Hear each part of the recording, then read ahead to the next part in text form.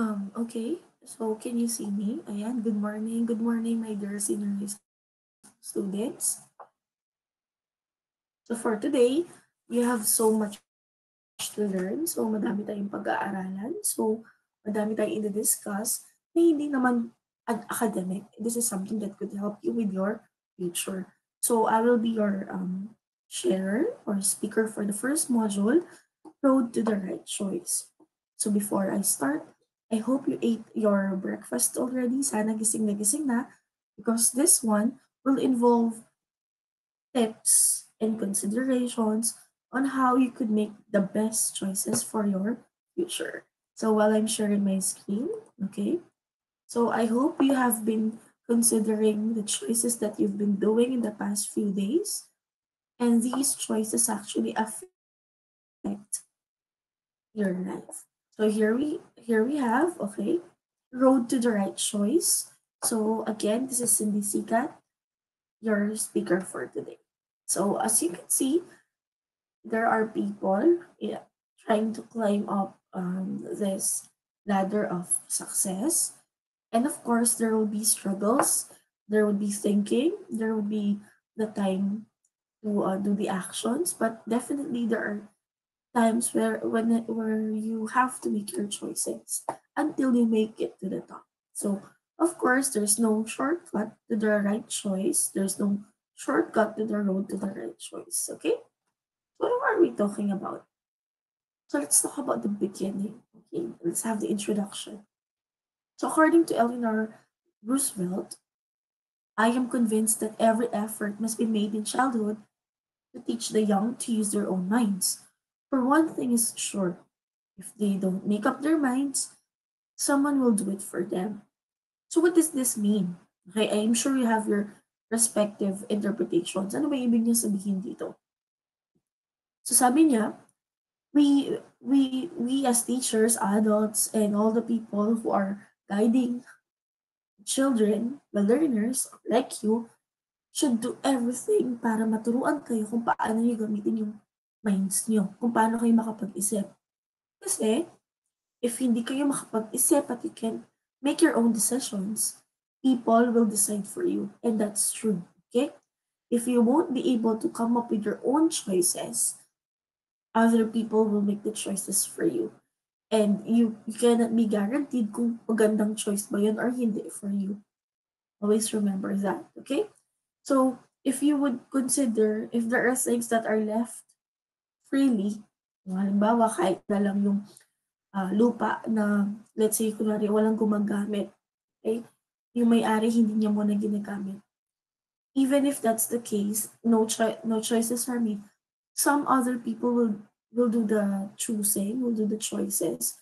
Other people might plant on that land, sometimes even without permission. Other people might even live there, even without permission. So it's very helpful that as you grow up, you should learn how to decide for yourself. And this leads to the concept of deciding what course to choose. Okay? So I'll start with mine. So let's start with who. Who? What or who influenced your choice of senior high school track and strand? Was it your personal decision, your parents' decision, or because of pressure from your friends?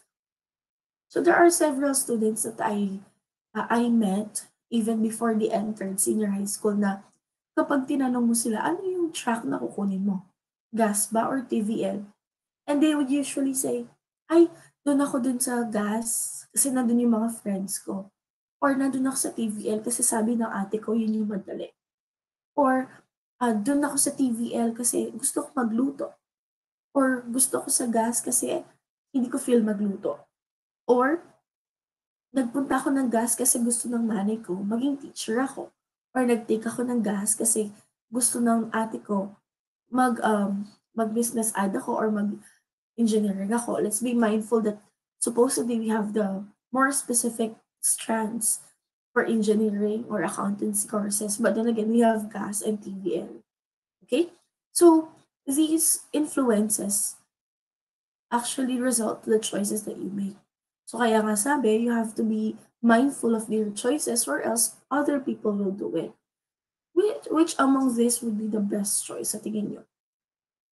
Of course, it's the personal decision, yes. But before you come up with your personal decision, you have to come up with several, um, you have to consider several factors.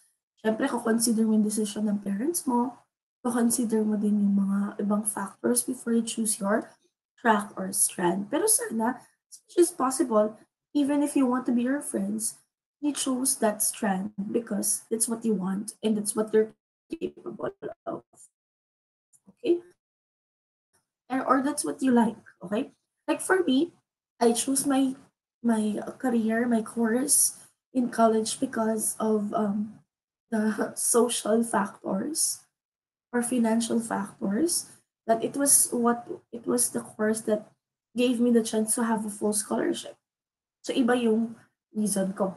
So now I'm gonna give you a few moments to type your answers. Sige.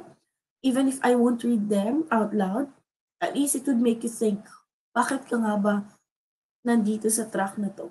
Okay? Sige, you may start typing. Who influenced you? Why gas? Why TVL? Okay? So there.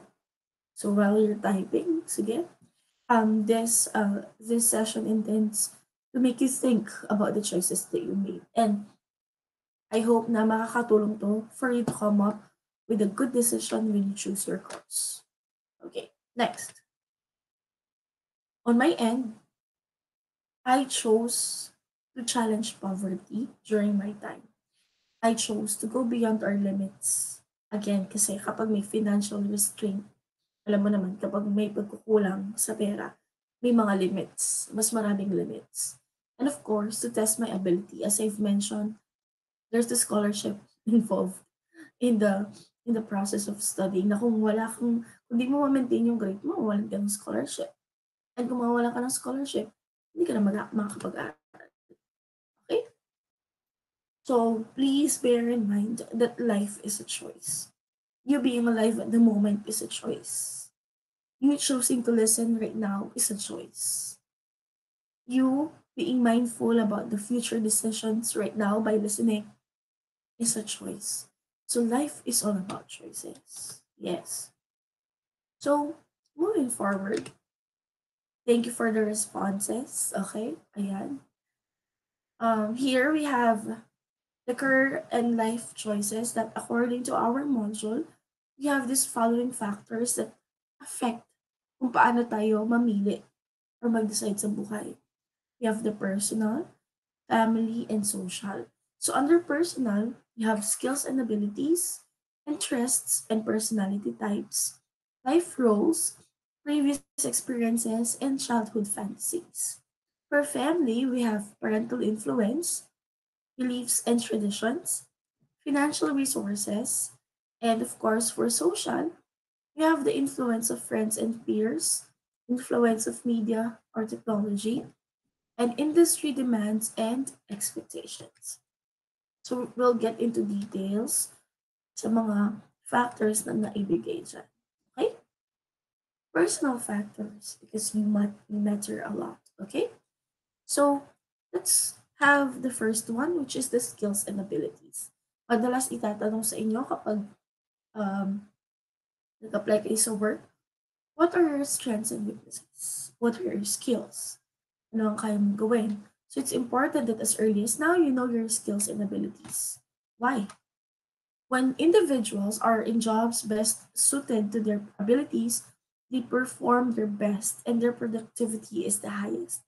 So ibig sabihin, kapag yung pinili mong job or pinili mong trabaho is yung match sa kung anong kaya mo, sa kung saan ka magaling, you will be expected to perform your best. Di ba kung saan ka magaling, doon ka inassign, magaling output mo at magiging productive ka.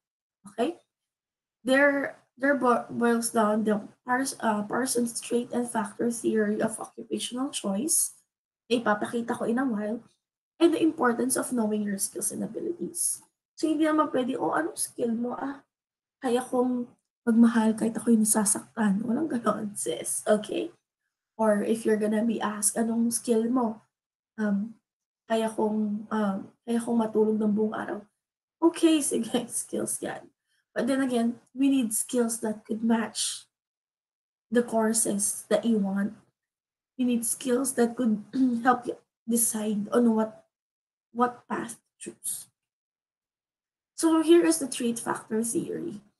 So this is one of the oldest theoretical approach to career counseling. So may mga individual differences tayo. And by identifying these individual differences, magkakaroon tayo ng parang match kung ano yung available career opportunities. Okay? So from there, you'll be given the, again, choices. Okay?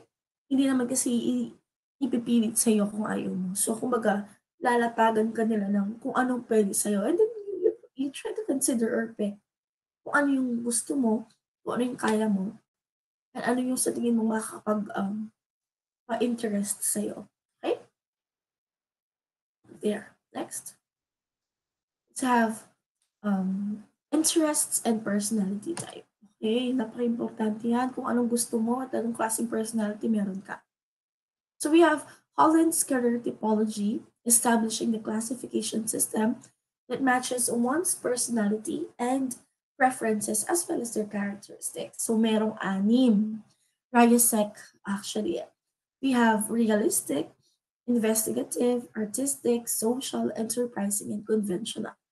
So, kumbaga, based dun sa personality mo and even what you want, you could come up with your career choice. Kaya nga kung halimbawa medyo madaldal ka, sasabihin nila, uy, pwede ka maging DJ. Uy, pwede ka mag-mass comm. Uy, pwede ka mag-teacher. Tapos kung ikaw yung medyo magaling sa math, you're highly interested in solving problems, puzzles, ay, pwede ka mag-engineering. Uy, pwede kang kumuha ng ganitong course. So yung mga people, they instantly match your personality with what they think could fit in a particular course. Okay? So, halimbawa, ito yun. Mas makulay lang. Okay. So, for realistic people, they're more of the practical, the scientific, and the methodological. So, pwede silang mag-work for public health, pwedeng veterinarian, public health veterinarian, public health dentist, or even doctors in general. For investigative yung NBI, halimbawa yung mga girlfriends na duda, 'di ba, sa mga boyfriends na ang galing nila diyan, eh. Daig pa nila yung NBI at saka yung FBI sa pag-i-investigate.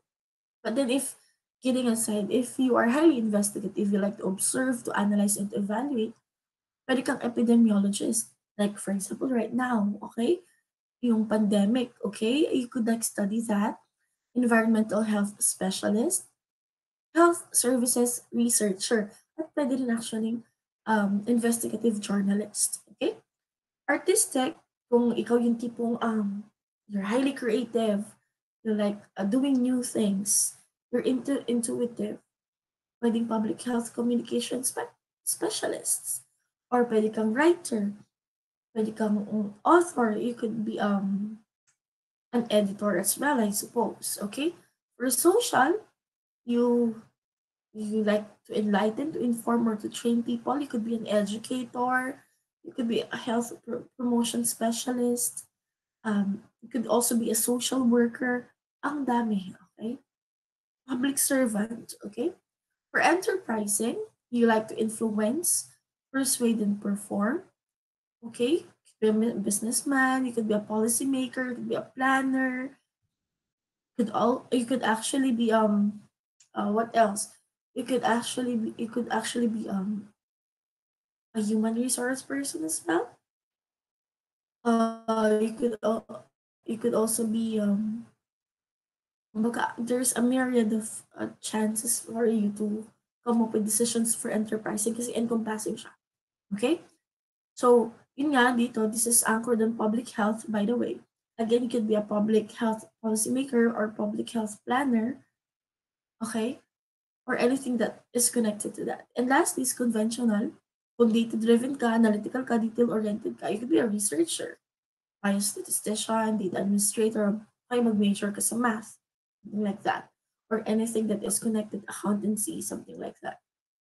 Pwede ka doon. So, kumbaga, These are the characteristics that you could possibly have according to the typology of Holland na pwede mong gawing guide. Limited lang to sa public health. We could search for more, kumbaga. And there are tests, particular tests that we take.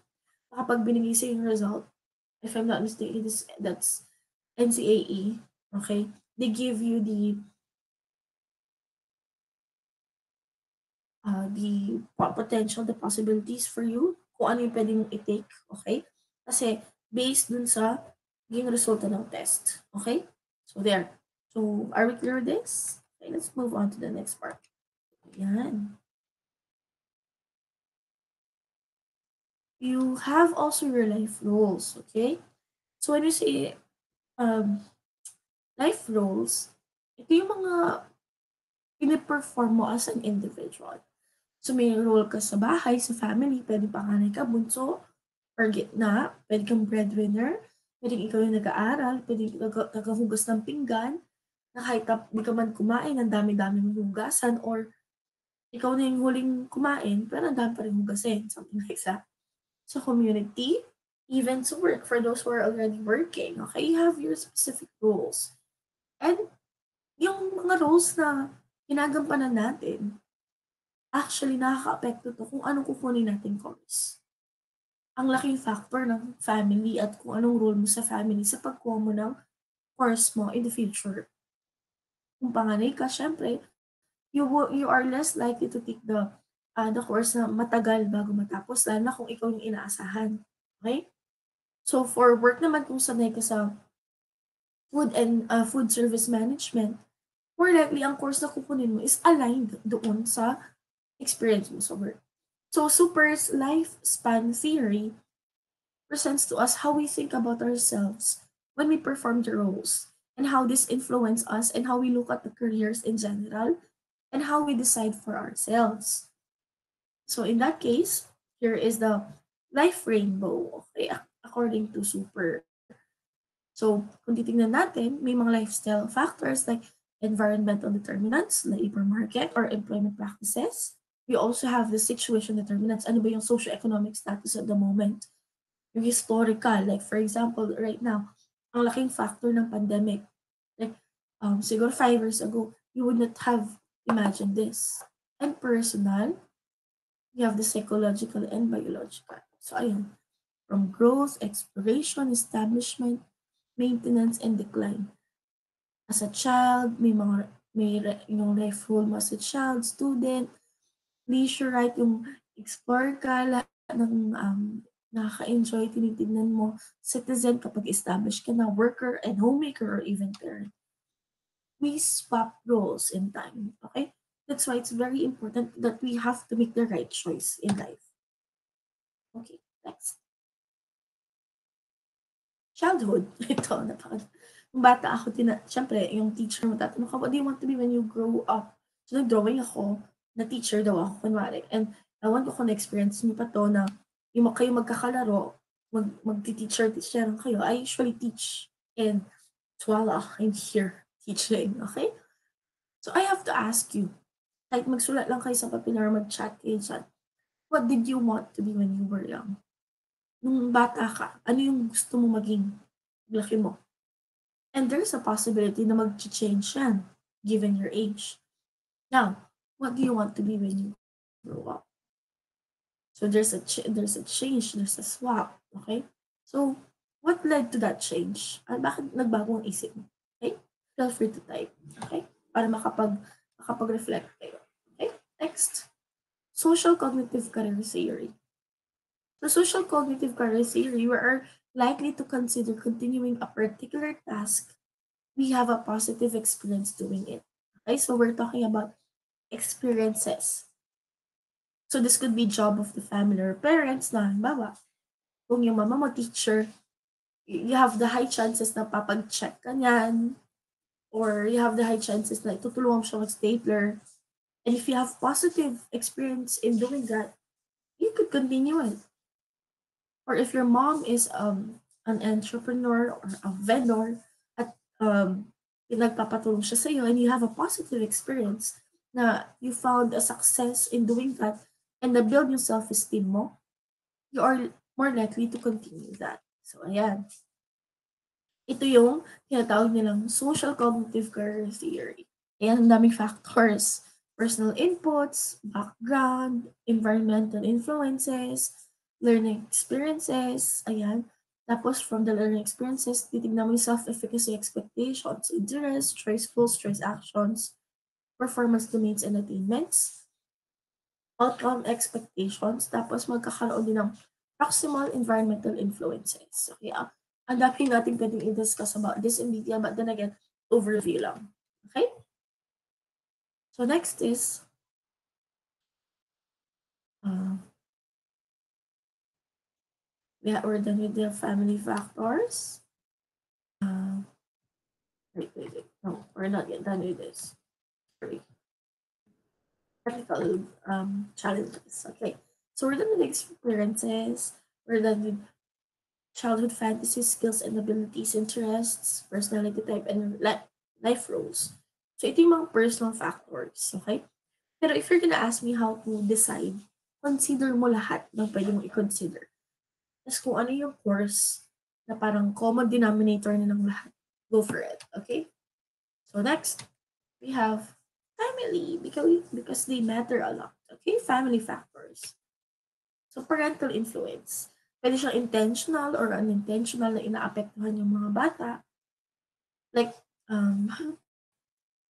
you may be asked or you may ask people who are taking college right now kung ano yung reason nila for taking the courses.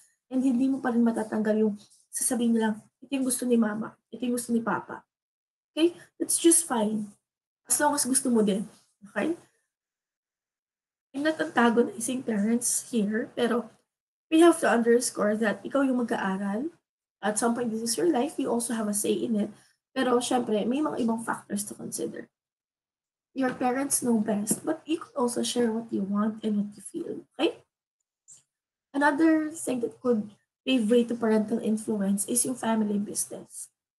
Kung ikaw ang may-ari ng SM, okay, syempre, ang course na iti-take mo is yung aligned sa business. Okay? Kung may business kayo, like that. Okay? And then please bear in mind na minsan hindi kayo pareho ng interpretasyon sa buhay ng parents nyo. You have to consider the level of education. Okay? There are parents who despite not reaching or not finishing high school, they still manage to provide the needs of their children. Kaso, there are times na mag-vary yung perception tungkol sa education at sa courses. Okay? Pero that doesn't mean that we have to antagonize them. We have to understand and we have to work hand in hand. Okay? Next is financial resources. I felt this, I know this. So personally, I really wanted to be a civil engineer during my time. Kaso nga, wala kaming pera. And then, ang dami kasing kailangan na gamit-gamit nun, sabi ng papa ko. And then, yung course na may scholarship is yung education. So, ayun, I had to consider the capability to support the course or career, lalo na panganay ako. And yun nga, naging breadwinner din ako. So, I have to choose, okay? Something that would be helpful and something that would not be that painful, okay? If you have heard about the student ng PSI na pumasa sa mga universities sa ibang bansa, 'di ba may bata doon na hindi na parang kino-consider ng 'wag na lang kasi ang mahal ng gastos, like it's 1,000,000 or more than 1,000,000 para makapag-aral dun sa school na gusto niya. So, kinonsider niya yung financial resources. Okay? Pasok pa din dito yung social cognitive career theory, yung pinakita natin kaninang madaming box-box. And then ang social learning theory ni Albert Bandura that we learn at some point through our environment and through modeling. Okay? So malaking factor ang financial resources. So kung medyo gipit tayo, syempre, kukuha ka ba agad ng medicine? Syempre hindi. Pwedeng kumuha ka muna ng courses na pre-med. Tapos kapag may pera ka na, kaya mo nang i-fund yung pag-aaral mo ng medicine, then go for it. Pero syempre, we have to be realistic, di ba? Kung hindi talaga siya kaya, kahit anong benta mo ng kalabaw or baka na meron kayo, at hindi mo na naman pwedeng ibenta ang mga internal organs mo, we have to take first what could lead to your dream. Okay? Kasi minsan yung dreams, madidelay lang yan eh. Okay? You have to be practical. There could be a way to get your dreams. Okay? Next. Family beliefs and traditions. Okay? Kaya may mga pamilyang teachers.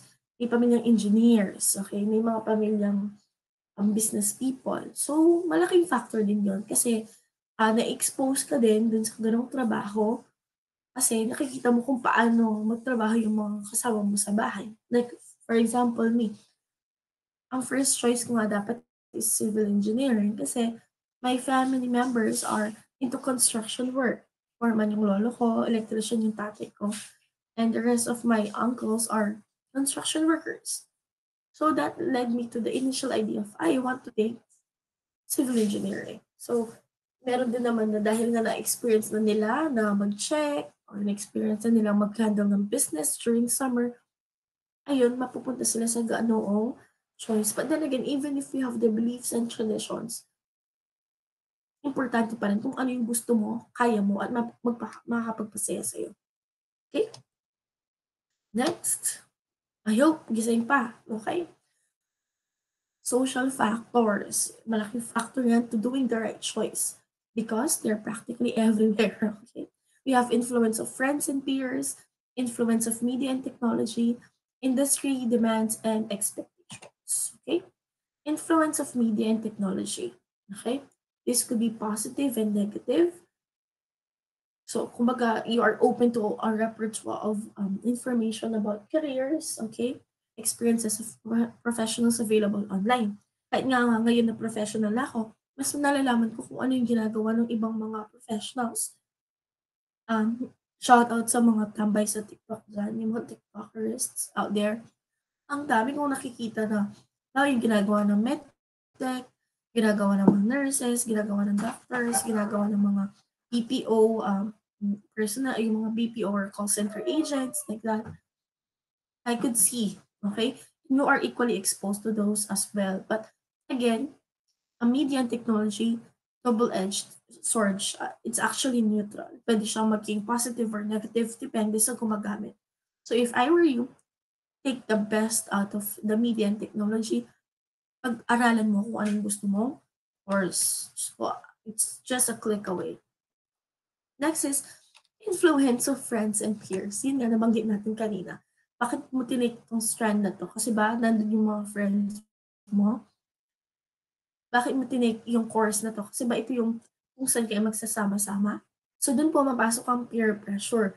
Until you realize na sa second year ka na, hindi mo pala talaga gusto yung course na yun. Nahihirapan ka pala dun. Pero dahil napasama ka, nandun ka na, tinake mo na siya. Dalawa lang yan eh. Either continue mo hanggang magustuhan mo, or mag-stop ka, or i-continue mo nang hindi ka masaya. Okay? Siguro this is the least that we could consider.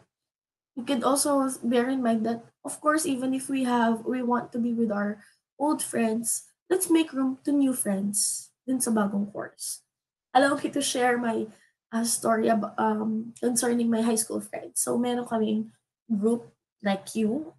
We call ourselves the Crazy Seven. So, pito kami. And then, magkakaklase kami from first year to fourth year high school. So, nung mag-graduate na kami ng high school, we were talking about what course to take. Okay. So, gusto sana namin nga mag-engineering. Aside sa ideya na gusto ko talaga ng civil engineering, parang nandun yung concept na tara, sama-sama tayo. Tara, madaming gwapo doon, char. Okay, pero, not char, pero char. Okay. So, gusto sana namin magsama-sama sa isang course until siguro, it led to proper decision making. Ako, teacher ako. The other one is a nurse. I have another friend that taking medicine right now. Yung isa, accountant. Pumasa siya ng CPA. Yung isa naman is psychology. So, guidance counselor siya, HR. And then, yung isa is, sino ba nakamiss out? Business. Sa business woman siya. And the other one is in Canada. She's also having her own business. So, bandang huli, iba-iba kami ng courses. Did I regret? Did we regret? No. Kasi we have our respective fields at nag-grow at some point, I hope, nag-grow kami sa mga kanya-kanya naming fields. Are we still friends? Yes, we still are. Kikita-kita kami from time to time. Okay? And lastly is industry demands and expectations. Even if you want the course, pero kung walang job for that, medyo mahirap. There should be the alignment of course and jobs available. We have to be practical. Kasi kung ito yung gusto mong course, pagka-graduate mo, walang trabaho, ano gagawin natin? Okay? There. We're almost done. So, senior high school curriculum exit. So, after that, medyo nakapag-isip-isip na kayo by this time. You could go to the employment, entrepreneurship, you could start a business, middle level skills development, you could take courses that would make you be more skilled, like for example sa TESTA or higher education. May mga specific tayong mga clusters of profession. Pwede sa medical health, pwede sa engineering profession cluster, business, education, and social work professions clusters, and technology. So I think this would be elaborated later. Okay?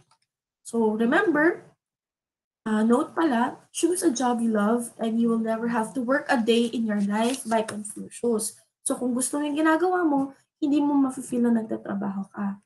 Next, you will always have your choices.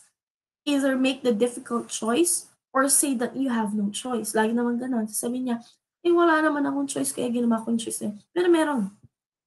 Nahihirapan lang siya dun sa isang choice. Okay?